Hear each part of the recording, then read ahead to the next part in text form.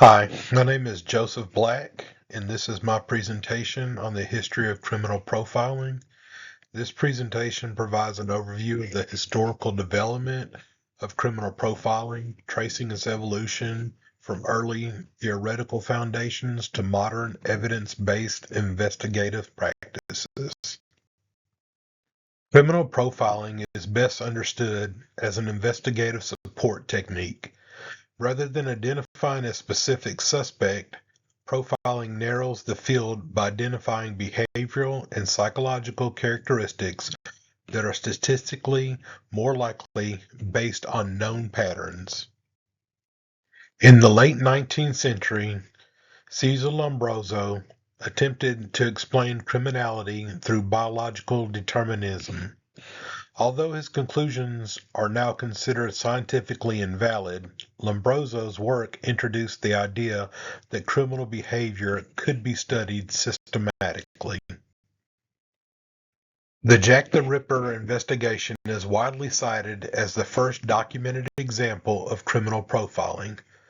Dr. Thomas Bond analyzed crime scene behaviors to infer offender characteristics, an approach that closely resembles modern victimology-based profiling. Between the 1940s and 1960s, profiling relied heavily on clinical judgment. While this era improved psychological insight into violent offenders, it lacked standardization and empirical testing. The creation of the FBI Behavioral Science Unit marked the formal institutionalization of profiling in the United States. Agents conducted systematic interviews with serial offenders to identify behavioral patterns linked to crime scene evidence. The organized-disorganized typology became the most recognizable profiling framework. While useful for training and investigative discussion, critics argue it oversimplifies offender behavior. Media portrayals dramatically increased public awareness of profiling, but also created unrealistic expectations. These portrayals often exaggerate accuracy, speed, and certainty. What TV thinks profiling is? Instant answers in 42 minutes.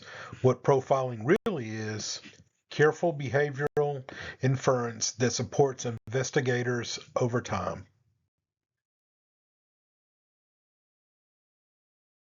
This slide reinforces the distinction between entertainment and professional practice, emphasizing the importance of realistic expectations among both investigators and the public. During the 1990s and early 2000s, researchers began empirically testing profiling claims. Findings revealed mixed accuracy, highlighting the need for evidence-based refinement. Empirical research consistently shows that profiling is most effective when combined with corroborating forensic evidence, investigative experience, and ethical safeguards against bias. Investigative psychology emphasizes statistical relationships between behavior and offender characteristics. This approach aligns profiling more closely with mainstream psychological science. Today, profiling incorporates data analytics, crime linkage analysis, and collaborative investigative teams. It is no longer viewed as a standalone solution, but as one component of a broader investigative strategy. Ethical profiling requires strict adherence to scientific standards. Unvalidated assumptions or bias can lead to investigative errors and civil liability.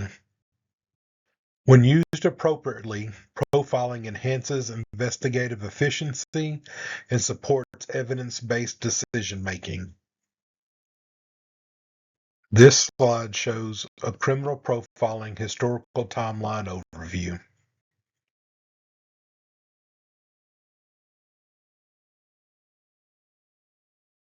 Provided on this slide are video clips under 1 minute and are to be used strictly for instructional purposes. There are optional enhancements meant to reinforce academic concepts, not replace the lecture content.